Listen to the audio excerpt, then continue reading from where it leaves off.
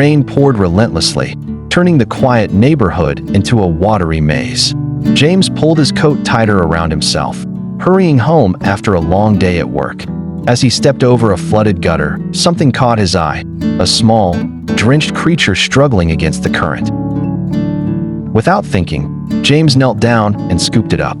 It was an opossum, shivering violently, its eyes wide with fear. "Poor thing," he murmured, tucking it under his coat. He had never cared for an opossum before, but he couldn't leave it to drown. At home, James dried the opossum off with an old towel and made a cozy nest in a cardboard box with some rags. He offered it a small plate of fruit, which it hesitantly nibbled. Over the next few days, the opossum regained its strength.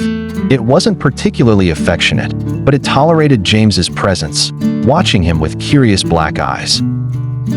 Then, one evening, James heard strange noises coming from the box.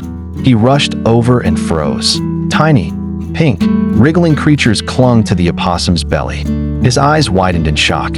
"You're a mother?" he exclaimed. The opossum blinked at him, as if unimpressed by his late realization. James had unknowingly rescued not just one life, but many. He watched in awe as the newborns nestled against their mother, their tiny tails curling around her fur.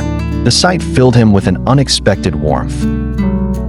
Determined to care for the new family, James researched opossum care, adjusting their diet and making their home more comfortable.